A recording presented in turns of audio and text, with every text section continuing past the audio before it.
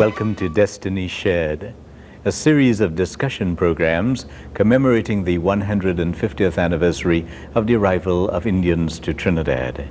In the series so far, we've looked at the events leading up to indentureship, the abolition of indentureship, Indians in politics, Indians in agriculture. Tonight, we look at Hinduism, introduced to Trinidad 150 years ago. It was with the first arrival that Hindus came to Trinidad, bringing with them their sacred texts and, of course, giving to Trinidad and Tobago one of the greatest traditions of the world. I have as my very special guest tonight, Dr. Anand Rambachan of Trinidad and Tobago, Professor of Religion at St. Olaf in the United States. And it's good to know that you are here during this anniversary month of May. Yes, Hans, it's a great pleasure to be here. It's always nice to come back to Trinidad, and there's a very special feeling to be back during the week that precedes the arrival of our ancestors 150 years ago. I feel the excitement in the air, and it's a wonderful feeling to be part of this celebration. As I said to you some time ago, this is going to be special for all of us because it's the longest anniversary we will live to celebrate.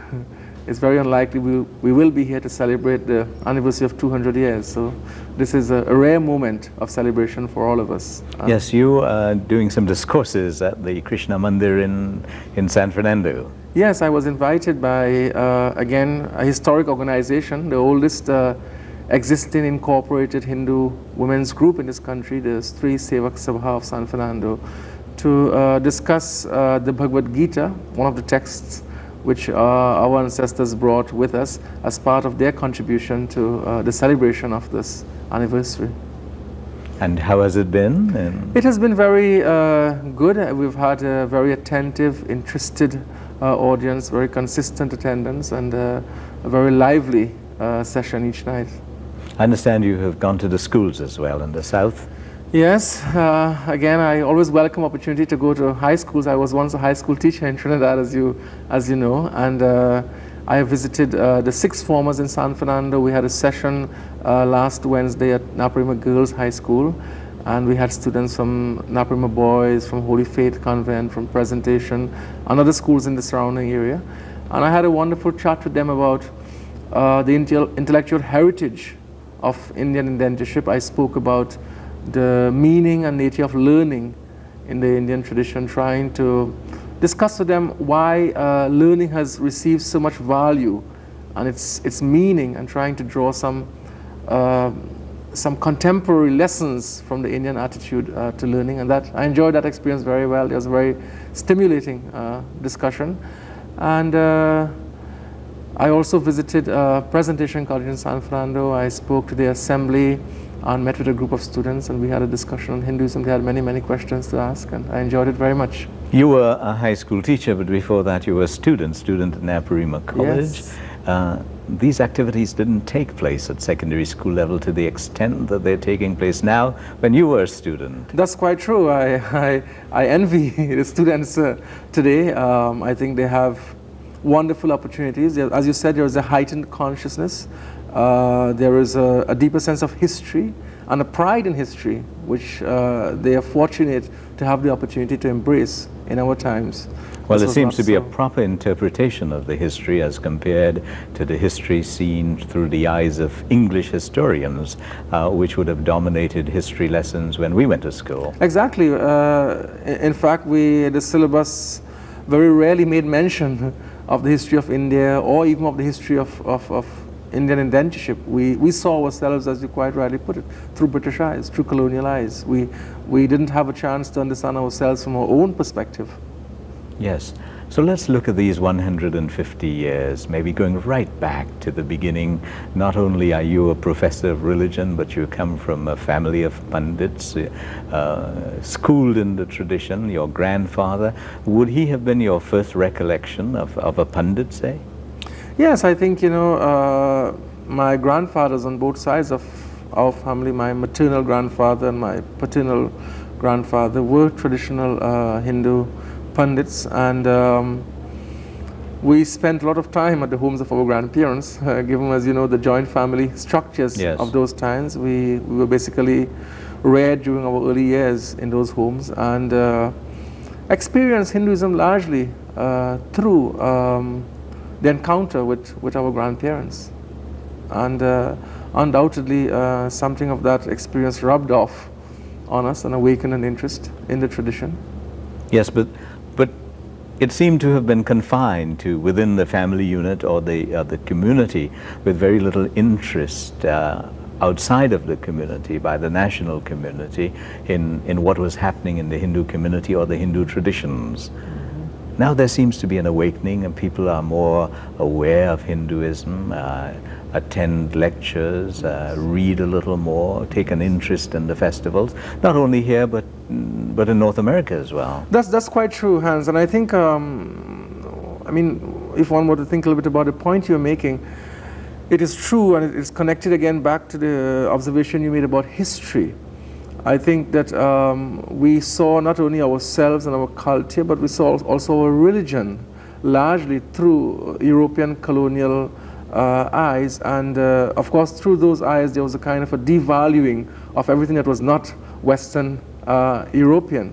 I think we have come a long way from that time, not that we've shed all of its negative features, but we've come a long way from that time, and we are able really to assess the value of our tradition on our own terms. And I think that has led to a much more positive attitude to Indian culture generally, and also to Hinduism as an Asian religious tradition, which, as you quite rightly said, is gaining and growing in national significance, and also on the North American continent. And in Trinidad, it seems to me more and more people who in the earlier years felt inhibited to express themselves or didn't want to find out about their traditions. Older people feel that they've lost something and are returning to the traditions, and now with a sense of pride and dignity that these people who came here in dhoti and kurta, who spoke foreign languages that we didn't understand, Bhojpuri and Hindi and Urdu and Tamil and Telugu, all these languages were spoken in this land, but we didn't want to know about these languages, stayed away from them and their traditions, and people are today recognizing that there was a value to what our forefathers brought here from an old civilization. Right. Well, and brought here in a very historic way. Our forefathers were the first really to introduce a religious tradition and culture of Asia to the Western world. You would remember, and I know you've spoken about this many times, 2 years ago the world celebrated the Parliament of Religions, which was held in Chicago in 1893, and there were celebrations across the globe commemorating the 100th anniversary of this event. And it was often said that the young Indian monk who spoke in Chicago in 1893, Swami Vivekananda, was the first to introduce Hinduism to the Western world. That is true if you take the Western world to signify the United States of America, but if you have a broader vision of the Western world, then it is our forefathers who brought for the first time to the West essential ingredients of a consciousness that had evolved in Asia, in India, many thousands of years before. Yes. And in fact, it would be 55 years before Vivekananda, if you took Guyana. That's right, 1838. 1838. 55 years before Vivekananda, set foot in the United States. The Hindu tradition was well established in the West. Hindu texts were being read, Hindu festivals celebrated, Hindu rituals performed for the first time in the Western world. And today we can see from the Caribbean the significant transplantation of Indian culture and of Hinduism to North America and Canada. And at the very forefront of that transplantation are descendants of Caribbean immigrants. And some of the liveliest, I travel very often to different parts of the United States and to Canada, and some of the liveliest Indian cultural events as well as Hindu activities are undertaken there by descendants of Indian immigrants. So in a way, the movement and the establishment of Hinduism in the Western world continues from the Caribbean to North America, and I'm sure this is true also of many parts of Europe. Yes, indeed. Now, Guyana observed its 150th anniversary in 1988, and we're doing this now. And Hinduism also was introduced to some other places like Suriname and some of the islands of the Caribbean, the small Indian community in Jamaica, for example. And there is some trace of maintenance of the traditions, and there seems to be a new awakening in Guadeloupe and Martinique by the Indians of French origin there in recapturing what they lost over the years. So that it's very significant, the point that you're making about people, the descendants playing a part in world Hinduism. Indeed, I have often said that that some of the major developments in Hinduism will take place in the so-called Hindu diaspora. And I see that wherever I travel, I see a new kind of dynamism, I see new questioning, I see new interest in the Hindu world outside of India. And I'm very, encouraged by that.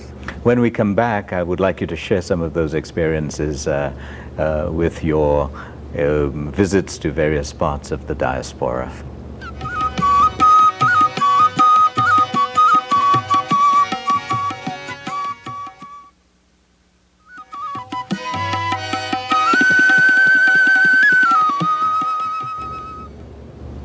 I know that not so long ago you went to South Africa. Yes, I had a pleasant fortnight in South Africa and had the opportunity to travel through many parts of the Natal province where the majority of Indians lived, and had a very wonderful experience there. And Hinduism, very alive? Hinduism is very much alive, and I think that the end of apartheid in South Africa will work very positively for the Hindu tradition. There is a renewed sense of confidence among the Hindus with the end of apartheid, a newly emerging sense of identity. I think it's something that we have undergone here before South Africa, but you can see the emergence of a similar sense of confidence and hopeful outlook among the Indians and in particular among the Hindus in South Africa. What about some of the other countries in Africa? Well, there are smaller communities. South Africa has the largest Hindu community outside of India, long established, a community that has a similar history to our own Caribbean community, and this is why I was able to feel a strong affinity and bond with them.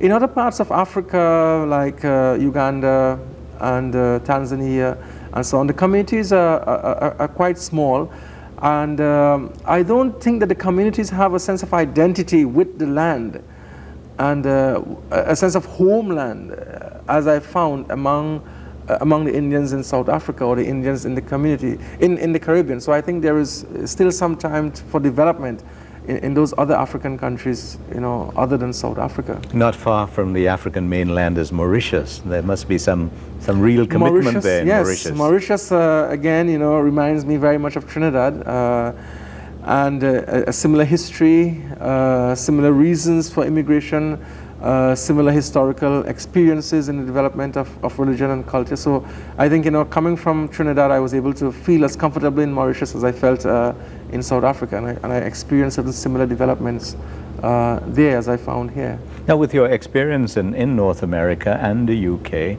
and traveling around the world, Hinduism perceived as the religion or the major religion of India and as having come from India, but Hinduism today is a world religion. Hinduism today is, in every sense, Hans, a world religion. If you looked at numbers, if you looked at geographical distribution, Hinduism it does satisfy whatever criteria exists for designating a world religion. And although most of the practitioners of Hinduism, most of the adherents of Hinduism still come from descendants of Indians, I think it is quite true that there is increasing interest in the tradition among people who were not born of Indian ancestry. I think they are attracted to many features of Hinduism. There's greater exposure, greater opportunities to know about Hinduism, and these opportunities are being embraced by people across the world. How many universities, say in the United States, offer Hinduism as a subject? I would not have a figure, Hans, but I can assure you that almost every major university in the United States with a department of religion has an offering of course or courses on Hinduism. This will include, major universities like Harvard, Yale, University of Pennsylvania, University of California, in its various campuses. It's very, very common, and most of the professors, in fact, who teach those courses are not of Indian origin. I mean, they are scholars of Hinduism who've come from non-Indian backgrounds. This is also true of the UK and Europe? Of the UK and Europe. Again, in Britain, you would find most of the major universities with departments of religion having offerings in Hinduism, including Cambridge, Oxford, Lancaster, Leeds, where I studied, Manchester, in universities in France and Germany. Germany has a very long and well-established, well-respected tradition of Indology and Oriental studies. So that academically, the study of Hinduism is very well established in North America and in Europe, and thriving, and that's very encouraging. In Britain, in particular, I think, given the size of Britain and the long tradition of Indian immigration into Britain, the Indian community has made a significant impact, and Hinduism has made a significant impact on educational curriculum in Britain, from the primary schools right on to the university level. There are increasing efforts to accommodate the religious experience of the immigrants into the curriculum. Yes, well, that is very interesting. Now, quite apart from teaching, you travel a lot and do a lot of lectures, and you have a relationship with the World Council of Churches. Yes. What is your role there with the World Council of Churches? The World Council of Churches has been a very stimulating organization with which I have been associated. It has been a long association. It goes back now about 15 years. I was first invited to India by the World Council of Churches to participate in an interreligious dialogue meeting in a small North Indian city called Rajpur, at the foothills of the Himalayas. And the World Council of Churches had established, now there's some restructuring, but the World Council of Churches had established a special subunit for dialogue with people of other faiths, recognizing, I think, the significance of the major religious traditions of the world and the necessity to establish dialogical relationships with people of Islam and Buddhism and Hinduism and other traditions. And so I have been a regular participant over the last 15 years in many of those dialogue programs and sessions of the World Council of Churches. I've been fortunate to attend 2 General Assemblies of the World Council of Churches. These are held once every 7 years. And I was there at an assembly in Vancouver, and then also in Australia. And I consider that to be very special, those to be very special experiences. Well, I heard the Reverend Cyril Paul of the Presbyterian Church saying that one of his special experiences at these conferences was the opportunity to meet with you and to listen to your contribution. Yes, I remember very clearly our meetings in Vancouver. In fact, I have many of the Christian friends from Trinidad whom I've gotten to know very well. I met through our mutual work in the World Council of Churches, yes. Many friends from the Presbyterian Church in Trinidad. Now, can I ask you about some issues that are common to the main religious traditions? Contemporary issues, maybe, issues that require a certain amount of examination to deal with new and complex problems in the society, that where the principles might be similar to Hinduism and Christianity and other traditions. Yes, I think, that One of the great challenges of the major religious traditions today in our world is the challenge of learning to work together for common ends. First of all, I think a common threat to all of the major religious traditions is the rise of secularism. And by secularism, I mean the evolution of a culture and a way of life that has lost its spiritual grounding, its spiritual basis. And I think, religion still offers a vision of life which goes beyond the superficialities of existence and seeks to ground human existence into something that is lasting and eternal and infinite. The challenges, the frustrations that often accompany a purely secularized culture. We can see today, Hans, if we look at Eastern Europe, what the secularization of culture has done for those countries.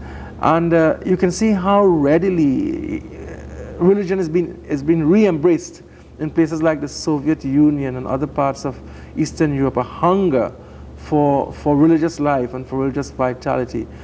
When unfortunately in many parts of the West, we're becoming more and more secularized and losing that spiritual base. So I think it's a common challenge for religions to re-inject into the course of human existence a sense of the divine, a sense of the sacred, which we all have.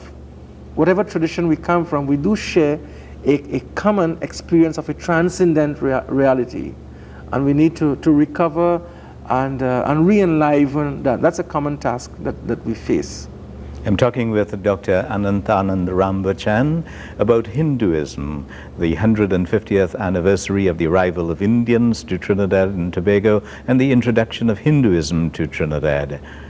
Destiny Shared will return in a few moments.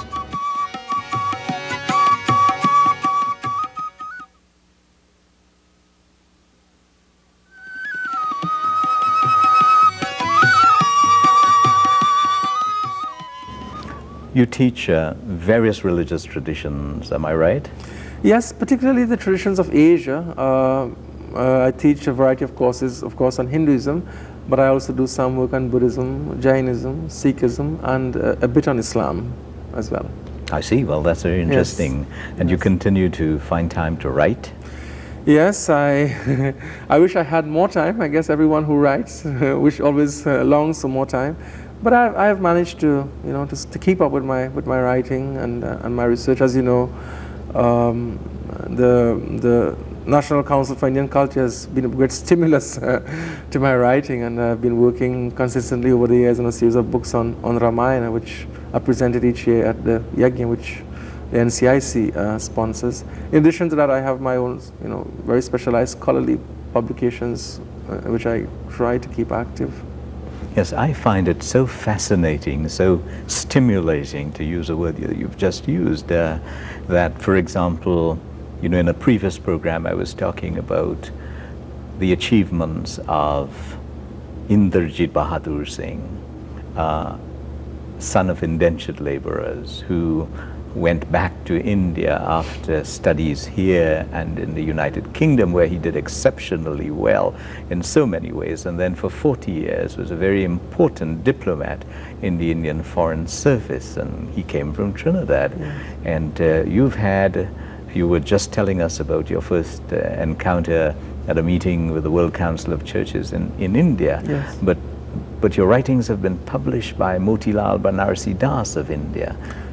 That's right, and I'm always pleased, when some of my Trinidad friends go to India and tell me they've seen my books yes. on sale in India. And one very nice development shortly before I came to Trinidad, one of my last books was on Swami Vivekananda. I did a study of Vivekananda's reinterpretation of the authority of scripture in Hinduism, and this was published by the University of Hawaii Press last year. And shortly before I came to Trinidad, the director of the University of Hawaii Press, was very happy to inform me that an Indian publisher had bought the rights to Limits of Scripture, because they thought it would be a wonderful book to be distributed widely in India. So I'm looking forward to the response that comes from India to my work on Vivekananda, along with the ones that Motilal Banarsi Das have published. Outside of someone who decides to become a pundit, it would not have appeared that one can make a career out of Hinduism, but you have. That's quite true, Hans. That's an interesting observation. In fact, when I pursued the study of religion, I never thought of it in terms of career. I was just following my own heart, following my own dream, my own deep interest in religion, which, as you suggested, could have come from, from my grandfathers. I kept moving along. I went to India out of interest, and even when I went back to university in England to do graduate work, I still wasn't quite sure what I would end up doing. I felt in some sense that I was drawn to teaching, and discovered that it was possible to pursue my own personal interest and at the same time to build a successful career. Of course, I couldn't do it in Trinidad, which was a source of sadness to me at that time, because our own university here does not offer religion as a discipline for academic study. So I had to go to the United States. I went, and I still am, at a Lutheran university founded by Norwegian immigrants in Minnesota, and I am happy there. I'm happy there because it's a university where religion is taken seriously. It's founded by Christians, but because they take their own religion seriously, I find that they also take my religion seriously and take me seriously as an academic and as a theologian. And I am among colleagues who, while committed to scholarship in their own tradition, feel that they can be enriched by my presence among them in their discussions. I can bring insights. I can bring the experience of Hinduism when they deliberate on theological matters, and I'm also enriched by their deliberations. When they wrestle with issues in the Christian tradition, I sometimes can offer a contrasting or comparative perspective from Hinduism, and I also receive from them enrichment when they deliberate on issues that we have not thought about as clearly. Because no religious tradition has a corner on all truth. Some religious traditions have reflected in much more depth on some topics. The Christian tradition has worked hard at some issues. We have worked hard at some issues. And now there is a necessity for a mutual enrichment. And I think, in more progressive and enlightened institutions, that's recognized. And there's very healthy dialogue within the universities. And I'm happy to be a part of that. And then you can come to Trinidad from time to time. And I can come to Trinidad from time to time and get energized and share, yes, and share the fruits of my scholarship, share the fruits of my dialogue with my Christian friends and Muslim friends and Jewish friends. And I think I feel privileged to have the opportunity to maintain my links here. It is something that I value very, very much, and there's a warmth and love that I receive from all of you when I come here to Trinidad that is very sustaining for me. Well, I'm very happy to hear these comments that you're making about the dialogue between traditions, because this is the way the world must go. And so often we limit ourselves. It seems to me that we're afraid to research, to read, to investigate about other traditions, because we're afraid to confront the fact that there are so many common things across the board. And we don't want to recognize that, because so often we feel that we only, whatever our tradition might be, we only know the truth. Yes, I think that's quite true, and that kind of exclusivism, I would put it, is not confined to any single tradition. No, no. It's an arrogance that one finds in every religious tradition, and we must be very clear about that. But it's an arrogance, Hans, that I think that is very difficult to preserve in our modern times. It's an arrogance that is only possible if you live in your own small room, in your own small world. And a number of things have happened which I think will cause that to change, fortunately. One is the world becoming a global village, that's quite true. If you look at the North American experience, the opening up of North America to immigrants from Asia in the 1960s onwards has had a significant impact upon that community, and the same is also true from Europe. So that now people of other traditions are not remote objects of curiosity who live in India or who live in the Middle East. but they are our neighbors. We have had them as our neighbors in Trinidad for a very long time. Yes, yes. But this is very new to places like North America and Canada, to have, for a North American of European origin, to have a Hindu neighbor, to have a Muslim neighbor, to have, you know, a Sikh neighbor.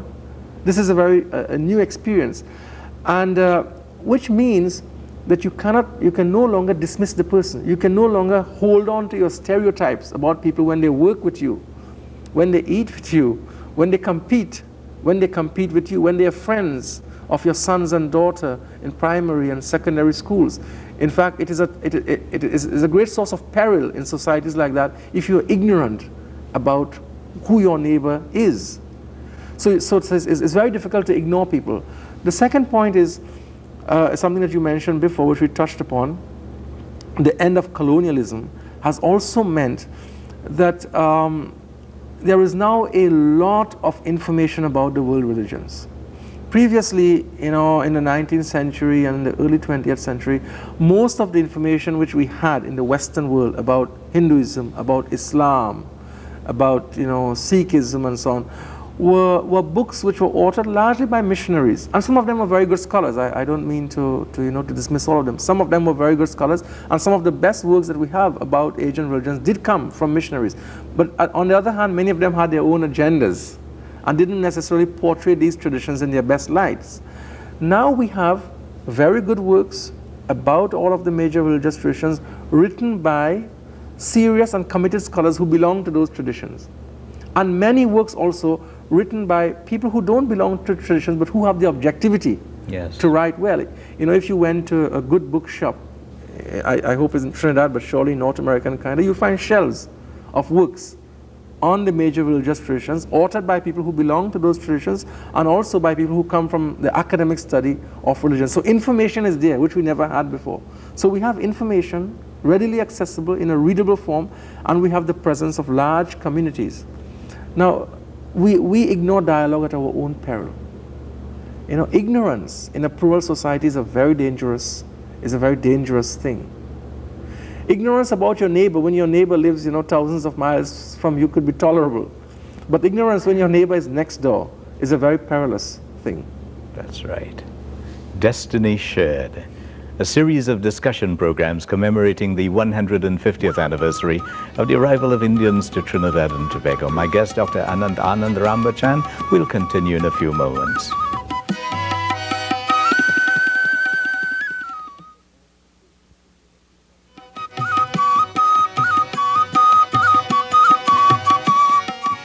Welcome back to Destiny Shared. I'm talking to Dr. Anand Rambachan. You're talking about arrogance. I remember making a cup of coffee one morning, and I had the television set on, and I was hearing a voice, and it was a normal Sunday morning religious program, and the preacher was talking about someone who had won the love and approval of his people and freedom for his people politically. And the preacher went on to say, but you know, it was a tragedy that this man didn't know God. And he was referring to Mahatma Gandhi. And this is what is so unfortunate in terms of that lack of appreciation for other traditions. After all, Gandhiji, his last words when he was shot were "He Ram," whose life typified a relationship with the divine and a relationship with all traditions as well. Yes, and unfortunately, you know, someone would say that because, as you know very well, Gandhi had a lot of close Christian associates. Oh yes, Reverend C.F. Andrews, in South Africa and India. Exactly. And those who knew him well and who worked with him, like C.F. Andrews, felt that Gandhi in his own lifetime taught them much more about what the message of Jesus was, you know. So while, you know, some contemporary Christians may dismiss Gandhi, there were other Christians who embraced him and who felt that his experiences of God were very genuine, and he taught them much more about Christianity than they had ever known. But it's unfortunate, Hans. I think that one of the things that Hinduism as a tradition has to contribute, and I feel it has made that contribution to our Caribbean community.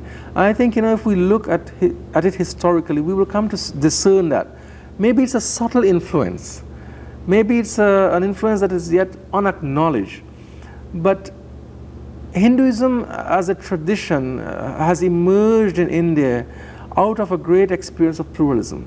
It's a tradition that has lived with pluralism. India, you have traveled many times. Oh, yes, yes. And you know how diverse, how plural India is. Every time you cross a state, you cross a new language territory. There are distinct differences between North and South. So that Hinduism coming out of India is a very pluralistic tradition, and it has developed strategies for dealing with pluralism and for understanding the divine in the plural context.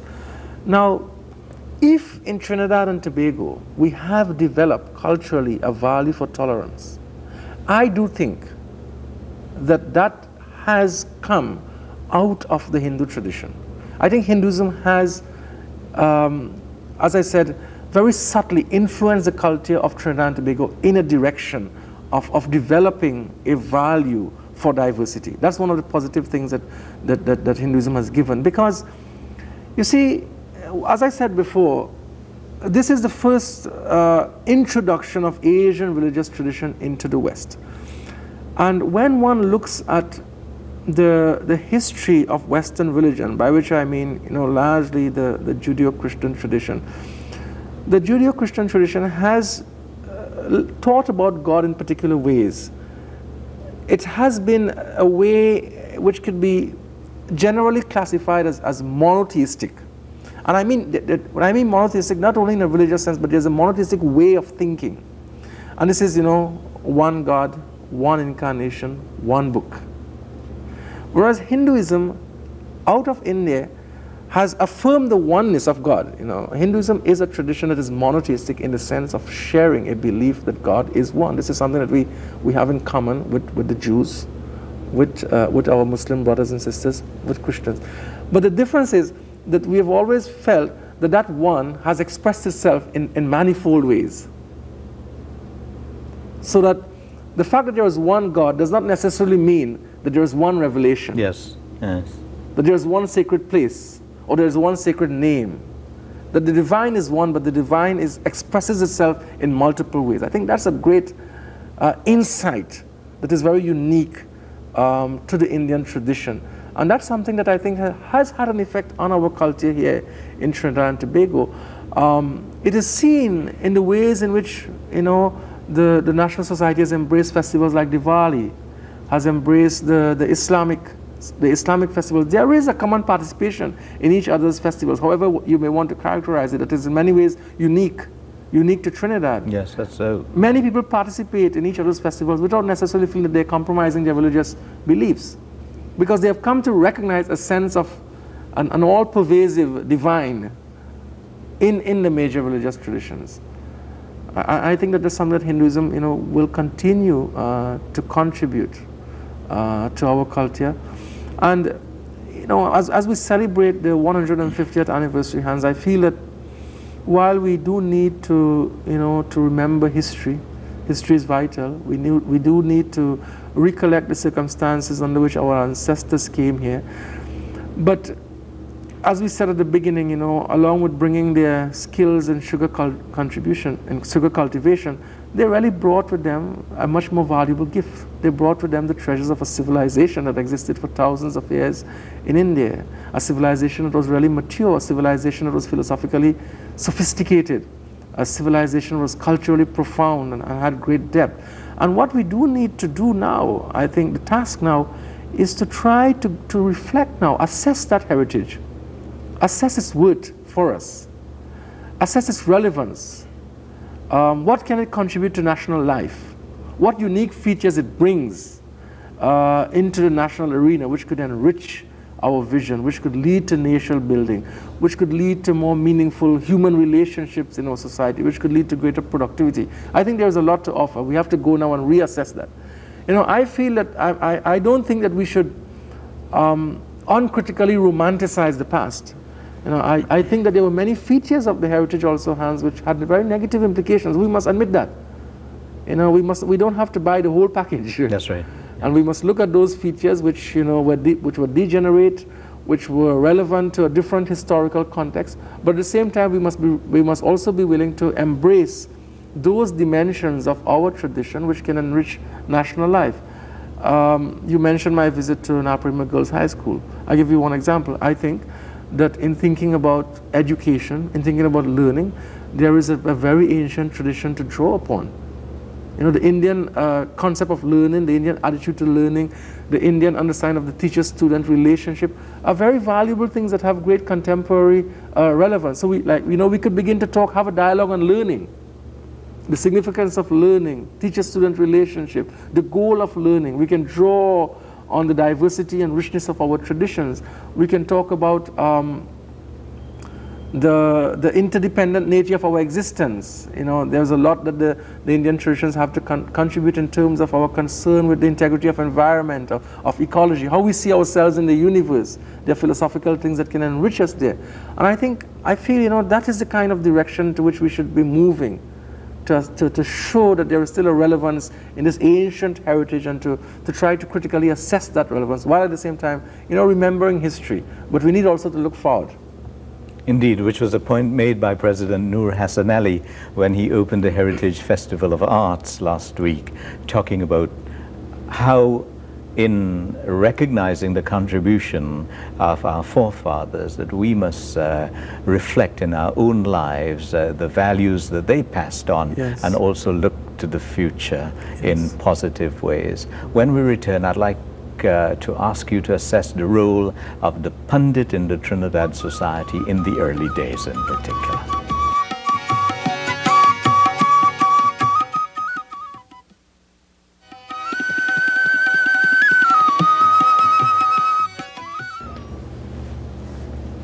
You're a Hindu scholar, a gift from Trinidad and Tobago to Trinidad and Tobago and the world, having gone and continuing to go and interface with people around the world.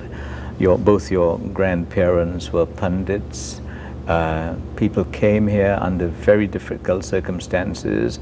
Roy Nihal, in speaking on the occasion of the 151st anniversary of the arrival of Indians to Guyana at York University, talked about Indo-Caribbean resistance, a resistance against a different background, a different administration, a colonial administration that had no appreciation for the traditions that came with Indians in the period that we are looking at, 150 more years ago.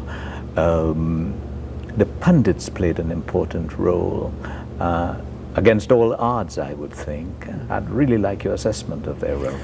Well, I think you put it quite rightly. They played a great role against odds. I think, you know, Hans, when I reflect upon it, in some senses, the survival of Hinduism in the Caribbean is somewhat of a miracle, because the odds were tremendous, and you know, many other communities of similar size would have lost all of its, you know, its precious cultural inheritance, but we preserved it in a very real and significant way. And I think, you know, when I reflect upon it, why Hinduism survived so well? When our numbers were small. Yes. And we were, you know, we came and we were faced with a powerful Western imperial civilization that was very arrogant about itself, and which sought to use education as a tool to conversion and to westernization. And yet we survived for a number of reasons. Religiously, if we look at it. First of all, Hans, we had a text. If you look at indigenous cultures that survive and which do not survive, having a text, a written tradition, a literate written tradition is very vital. And the Hindus came with a text. Of course, it was the Ramayana, yes. Yes. A text which spoke about the incarnation of God, the god Ram, the incarnation of God. And so that in some senses, the Christian message was not particularly unique to them. In fact, they found it quite disturbing that Christianity would claim uniqueness, when you know, they come from a tradition which God had revealed himself already. And so Hindus always felt that there was an arrogance in the Christian claim, and which enabled them in some senses to resist it. So having a text was very important, a text which they could read, a text which they could reflect, a text which they could share. And secondly, having a group of people whose specialized task was the preservation and transmission of religion, which would be the Pandits. Yes. You know, so it was not left, it was not an ad hoc business. This was a group who came here with a commitment to tradition, because they came from a tradition where this was their responsibility. They had a sense of leadership and dedication as a specialized group who saw their role as preservers of tradition. Now, you know, we may have a lot of problems with the caste system today, and undoubtedly there are many unjust features about it. But it did provide us with a group of people, learned people, who saw as part of their identity and accepted their role as the transmitters of culture, and who took this very seriously. And I think there is no doubt that they played a vital role in the preservation of this tradition, because against all kinds of odds, they never shirked this responsibility. They were not driven by the desire for material affluence, because they were poor people. You know, learning in the Indian tradition was never a guarantee of material success. Undoubtedly, many people, you know, embrace learning as an avenue to good jobs and to good careers, and that's good. I'm not condemning that, but I think that the dedication of the Pandits to the preservation of tradition is something that has to be explained in a more philosophical way, because of how they saw themselves. And so they persisted. They read their texts. They shared their rituals. They stood against, you know, the forces of westernization and Europeanization. And if today we can celebrate the presence of the Hindu tradition in the Caribbean, I think we undoubtedly owe a great deal of gratitude to them. After 150 years, is there an emergence of a Hindu personality that is specifically Trinidad and Tobago or Caribbean?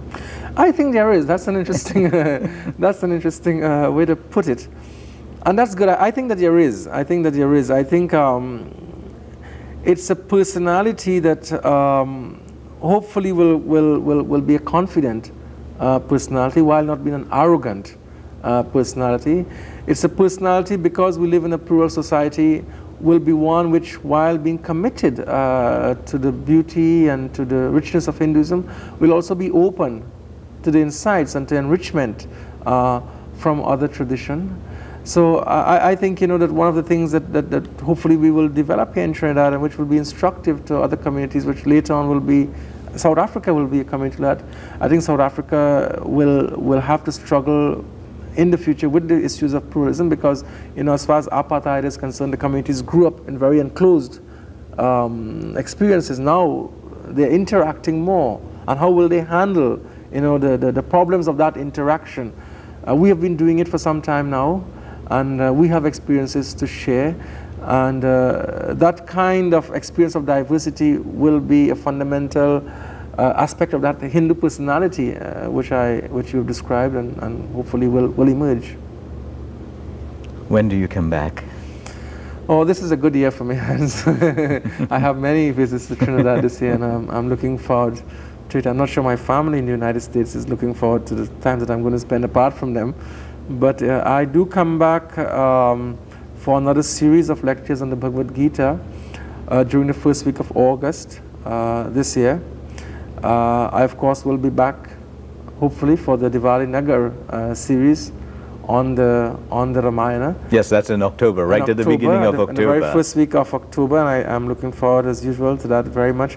In addition, I have conferences. I don't know if you've heard the exciting news that the Dalai Lama is hopefully going to come to Trinidad in September. Yes, I'm aware. And there is a Caribbean and Latin American conference that is connected with his visit in the middle of September, and I'm going to be a part of that.